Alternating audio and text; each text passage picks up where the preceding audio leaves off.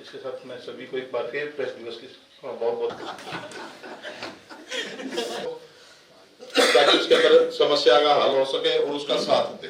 वरिष्ठ पत्रकार जयंत साहब, मैं आपको पुरानी बात करूं, अगर बच्चन दैनिक भास्कर में कार्यरत थे 2001 में उनकी हमने एफडी करवाई थी क्योंकि वो बच्चे नाबालिग थे का होता है, तो मैं भी सुझाव के साथ हूं क्योंकि पिछले दिनों दूसरे संगठनों के माध्यम से जितने परिवारों को भी हमने आर्थिक सहायता दी है पिछले 20 साल में, हमें लगा है कि उस साथी के जाने के बाद। साथियों, मेरा एक है ना थोड़ा सा जो हमारे वरिष्ठ लोग हैं उनसे, जैन साहब हैं और मलिक साहब हैं, इस होने के बाद मेरे ख्याल से पहली ऐसी मीटिंग है, उसमें हमारे पास फंड अवेलेबल होता है और जितना सहयोग हम कर सकते हैं सरकार के लेवल पे होगा।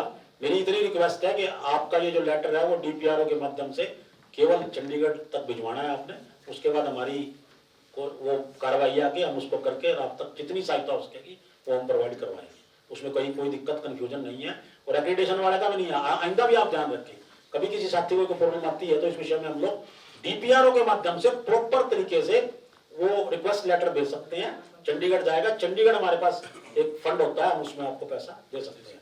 कोरोना काल में भी हमने 22 पत्रकारों को करीब करीब 5 से 7 लाख रुपए की राशि दी है। हम चाहते हैं कि सब साथी मीडिया क्लब के साथ जुड़ें, जिनके पत्रकार एकजुट हों, ताकि हम अपनी कोई भी मांग स्ट्रॉन्ग तरीके से रख सकें, उनकी समस्याओं का समाधान करवा सकें और भविष्य में उनके परिवारों को एक सुरक्षा महसूस करा सकें।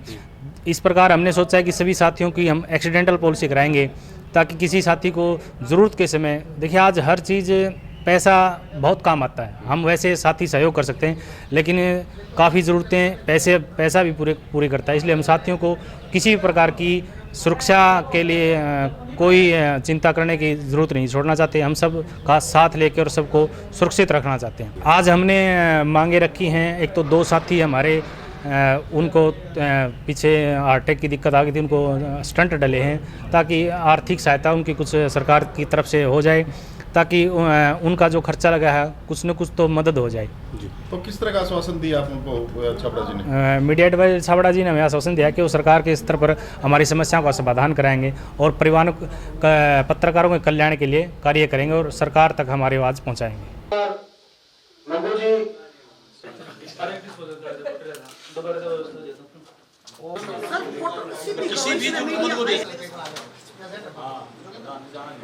हाँ प्रदीप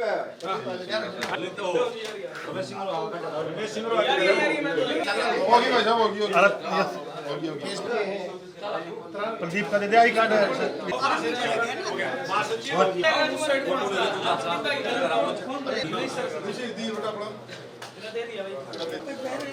और नोदा बाकी चले आयो भरावा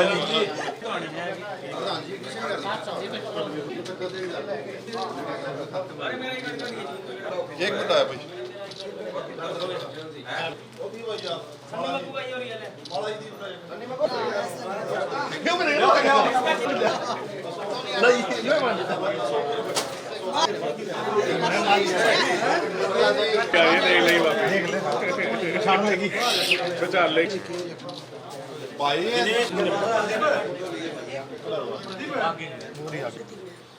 फोटो जो देते उसको ऐसे रखना पाया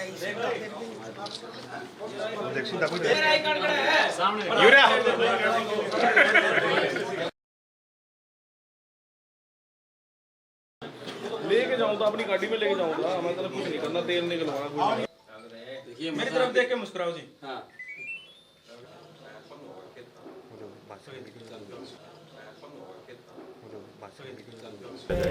जींद प्रेस मीडिया का गठन बहुत पुराना है और इसका मैं लगातार 6-7 साल प्रधान रहा हूँ और मेरी यही शुभकामनाएं आज प्रेस दिवस पर सब साथियों को कि इसका विस्तार हो, ये बड़ा हो और सब साथी इसमें जींद जिले के अपनी सकारात्मक भूमिका निभा सके, ऐसा सहयोग रहेगा हमारा और ऐसी सब हम सहयोग की कामना भी सबसे करते हैं।